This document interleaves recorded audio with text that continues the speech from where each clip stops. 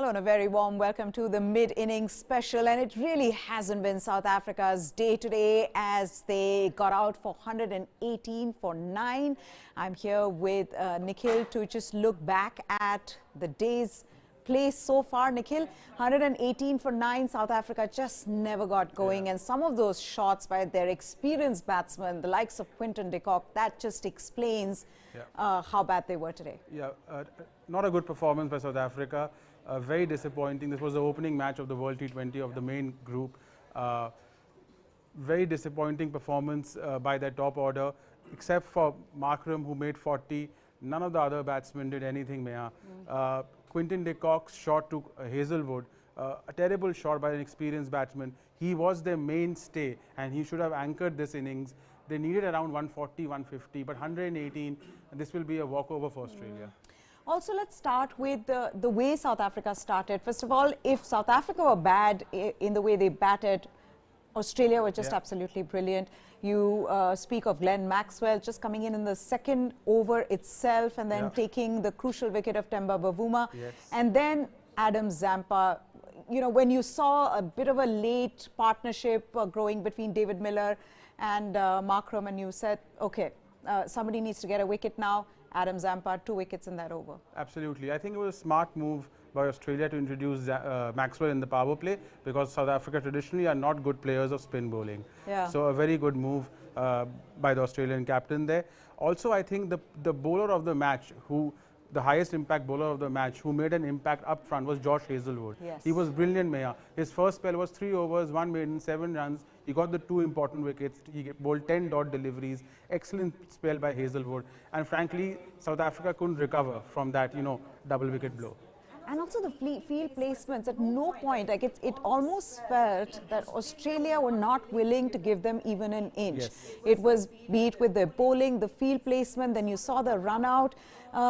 You knew which was the better team in the first innings, and that was Australia by far. Yes, I mean, South Africa didn't look as if they came here, with a plan to sort of, win this match.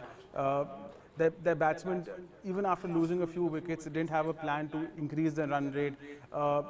They were okay just, playing the singles, and when they knew that at least they needed at least 140, 150 in this match. But there was no planning either by the top order or middle order. And then the Australian bowling, one after the other, they were relentless. Josh Hazelwood, then Adam Zampa, Pat Cummins bowled well in patches. So it was a complete, bowling performance by Australia and a terrible batting performance by South Africa.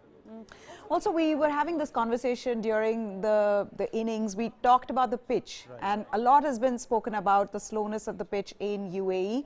But Abu Dhabi specifically, if you talk about today's pitch, how much of it was the slowness of pitch? I know the ball was gripping a little bit, but would you say a lot of that was just brilliant bowling by Australia than it was the slowness of the pitch? Because, I mean, you see Josh Hazelwood as well, bowling wicket to wicket, hitting the deck, getting that slide seam movement.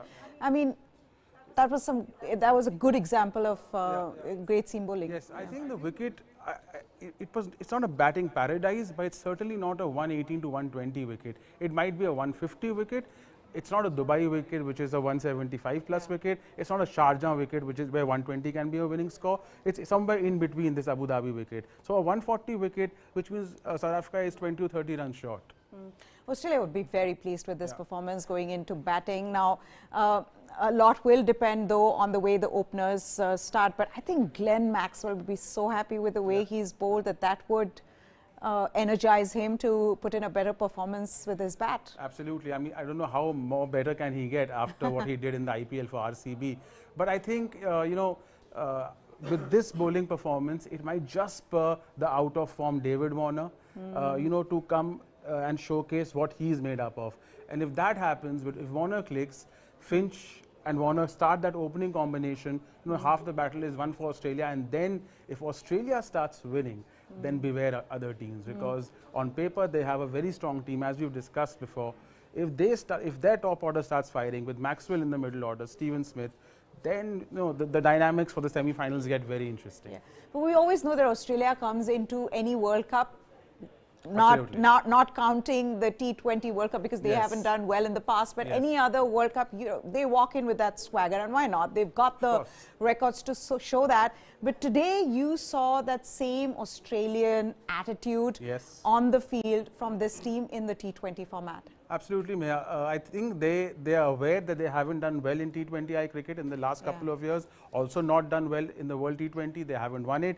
So I think they are here to prove a point that they won this trophy, and they are what the Australian teams have been in the past. They are also a formidable Australian unit, not here to just compete. They are here to win. How do you explain South Africa's mindset, the batting mindset, in the way that they got out? Yes, you lose quick wickets in the start. It almost felt like they gave up from there on, because I know that there was a Markram and David Miller trying to create a partnership, but even the way they got out and the ones before that, I just felt like this batting did not come together in the way it should have, and there was no planning there. Yeah, as we discussed, I think after Quinton de Kock got out, I think it was such a major blow. He's such a big batsman. And also the way he got out. He got out. He's such a big batsman that it set back the entire unit. David Miller has been good for them in the last couple of years, but he's an inconsistent batsman. You can't bank on him to, play the role of the playmaker. They had one great batsman who they have not picked, Faf du Plessis. The IPL, that's a shocking decision, and that's politics with the board. And frankly, without him, this South African unit, we've discussed this in our previous shows at News 9, this South African unit without Faf du Plessis is not half the team. And today they have paid the price for that. There's no AB de Villiers, there's no Faf du Plessis, and you can really see the difference that they would have made had they been in the side. Absolutely. But it's also about the attitude, and I felt that's where, when you compare a South African team, given the form that they've been in the past, and we spoke about that in our pre-match show, that South Africa have actually been in great form. But something just changed when they were in the middle. We don't know what that is, but clearly Australia seemed like the more aggressive side. Yeah, Australia came with positive energy, wanting to win. South Africa was just a little low on energy. And especially after the initial setback, they didn't have that in themselves to pick themselves and fight back, which is surprising, because South African teams of the past have always fought back. I don't know what it is with the South African team, but clearly they are missing some of their star players, AB, Amla, Faf du Plessis.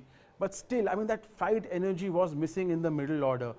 You can recover from 20 for 3 and still, at least show some fight, show some guts, but that was missing today, which is a disappointing start in the beginning first match of a mega tournament. How much do you think this will impact them going into the tournament? I know the first match of a tournament like this is so important, but here you are where obviously we need to still see how they bowl, and they would want to go in with a positive attitude into that. But the batting itself, how much do you think that will impact them in their future performances, given that in the first match they've been like this?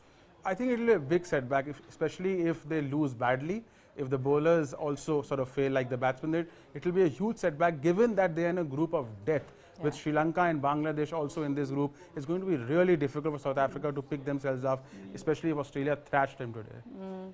But Australia couldn't have done anything wrong, and with that we will look forward to the Australian batting, and they have to chase down 118 to win the first game of the tournament.